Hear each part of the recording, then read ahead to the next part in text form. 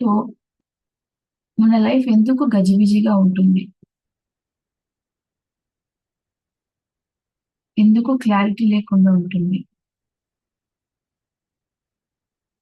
ఏది కరెక్ట్? మన కన్‌ఫ్యూజన్‌గా ఉంటుంది. ఇట్లనా? ఇట్లనా?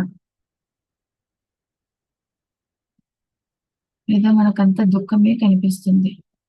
కష్టమే కనిపిస్తుంది. ఎందుకు వచ్చింది మనకు కష్టం? ఎందుకు కనిపిస్తోంది కష్టం?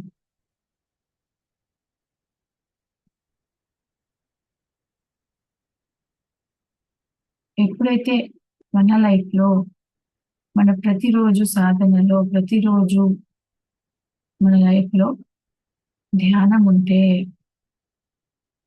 జ్ఞానాన్ని తీసుకుంటూ ఉంటే పుస్తకాల ద్వారా కానీ, మనకన్నా ధ్యానంలో సీనియర్ ఉన్న వాళ్ళ దగ్గర నుండైనా కానీ, సజ్జన సాంగత్యం ద్వారా కానీ, మనం జ్ఞానం తీసుకుంటూ ఉంటే,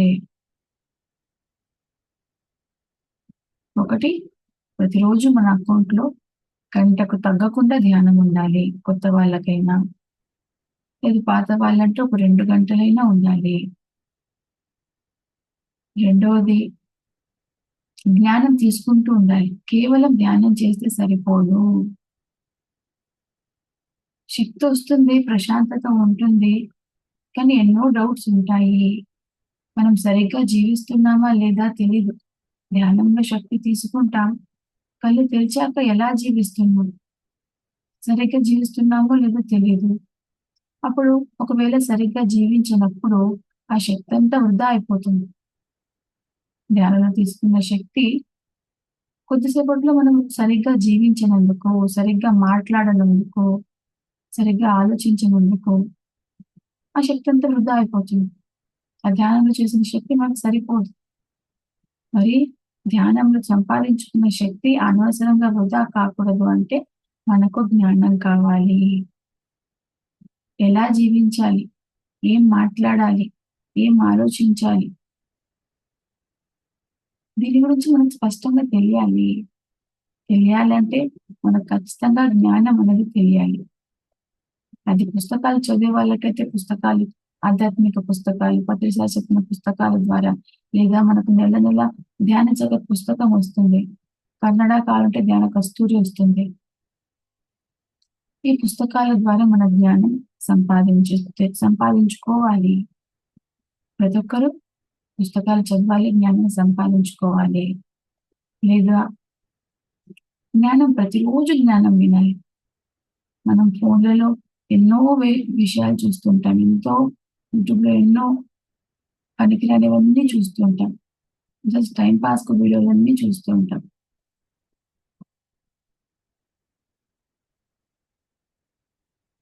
దానికి బదులు రోజు ఒక జ్ఞానానికి సంబంధించిన వీడియో, ఒక పీఎంసీలో తెలుగులోనో, కన్నడలో ఒక అనుభవమో, ఒక మాస్టర్ క్లాసో, పత్రిసార్ వీడియోస్ పీఎంసీ పత్రిజీ వీడియోస్ తెలుగు అని పెడితే బోలెడన్ని తెలుగు పత్రిసార్ వీడియోస్ వస్తాయి. చిన్న చిన్న పత్రిసార్ వీడియోస్, పత్రిసార్ షార్ట్స్ నొక్కిన ఎన్నో ఉంటాయి. లెక్కలేనన్ని ఉన్నాయి. రోజుకు మనం అలా ఇవన్నీ వింటూనే ఉండాలి.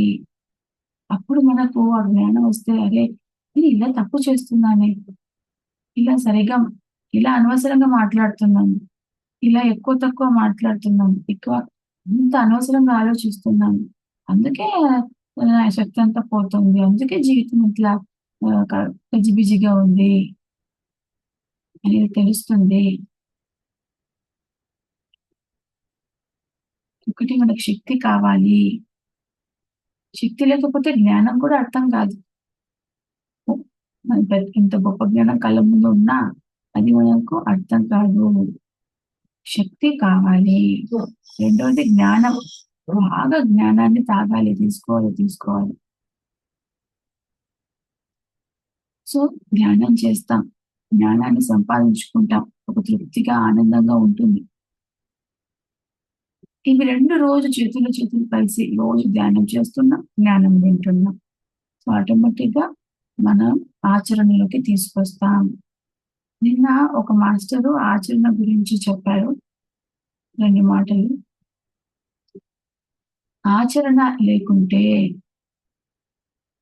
నరకంకి సమానం. ఏదైతే మనం విన్నామో అది ఆచరిస్తే అది స్వర్గానికి సమానం. మన జీవితాన్ని మనం గమనించుకుంటే ఎందుకబ్బా ఇట్లా నరకంగా ఉంది అంటే, మనం విన్న జ్ఞానాన్ని ఆచరించడం లేదు. ఎంతో జ్ఞానం తెలుసు. కానీ ఆచరించడం లేదు. అది ఆచరిస్తే స్వర్గంలా ఉంటుంది జీవితం. అలాగే ఆయన ఇంకొక మాట చెప్పారు ఆ మాస్టరు సత్యసాయి బాబా చెప్పారంట. ఎన్ని పూజలు అవన్నీ ఎన్ని కోట్లు ఎన్ని చేసినా, ఎన్ని మంచి పనులు చేసినా ఆచరణ చేసిన దానికి సమానం కాదు. ఆచరణ ఏదైనా విన్నది మనం ఆచరిస్తే వచ్చేంత పుణ్యం అన్నిటికన్నా ఎక్కువగా వస్తుందంట.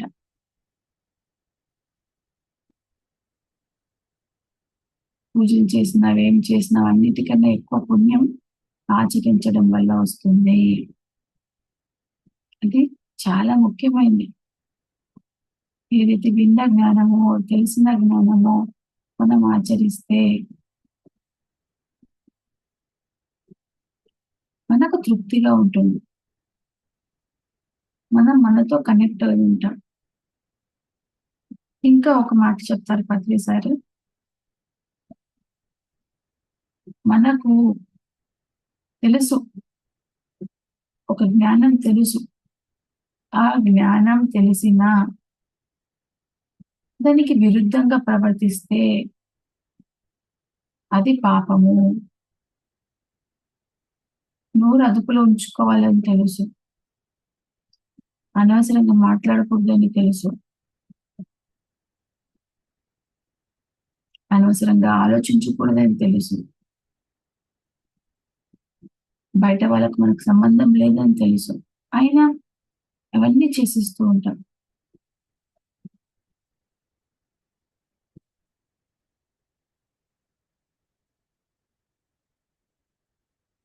అంటే తెలిసి మనం తెలిసిన సత్యానికి విరుద్ధంగా, అపోజిట్‌గా, వ్యతిరేకంగా మనం చేస్తే అది పాపము.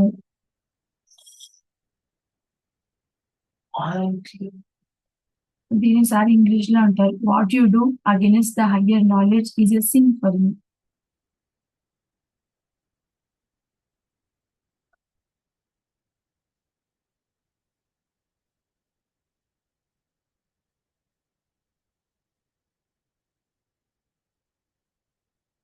సో, ధ్యానం ఉండాలి. ప్రతిరోజు జ్ఞానం సంపాదించుకోవాలి. దాన్ని ఆచరణలో పెట్టాలి. ఇవన్నీ ఉన్నాయి. అయినా ఏదో ప్రశాంతత లేదు.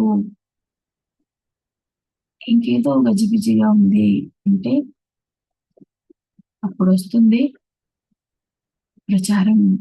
నీకు తెలిసిన జ్ఞానాన్ని మనం ఇతరులకు పంచే వరకు ఆ తృప్తి ఉండదు. మన ఆత్మ ప్రణాళిక మనం నోరు విప్పి ఇతరులకు ఈ ధ్యానాన్ని, జ్ఞానాన్ని చెప్పడం ఉంటుంది.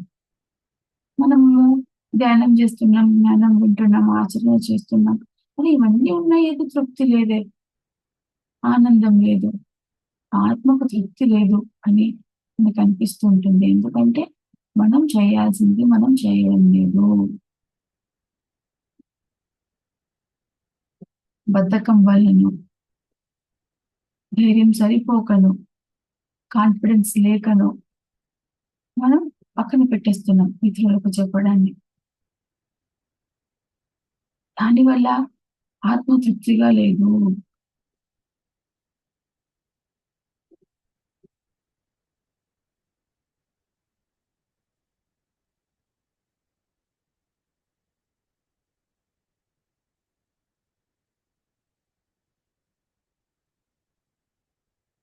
ప్రతిరోజు మనం ఆత్మ తృప్తిగా జీవించాలి.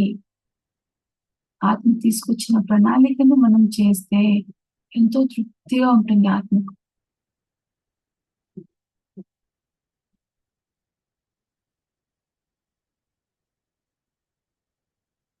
ఇవన్నీ ఉంటేనే ధ్యానము, ప్రతిరోజు జ్ఞానాన్ని సంపాదించుకోవడము, దాన్ని ఆచరించడము, మనకు తెలిసిన జ్ఞానాన్ని, ధ్యానాన్ని కొత్త వాళ్ళకు నేర్పిస్తూ పోవడము.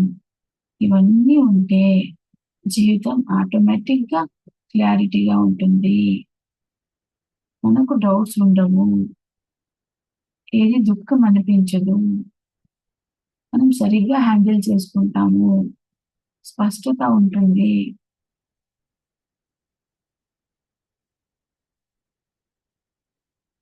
Thank you friends.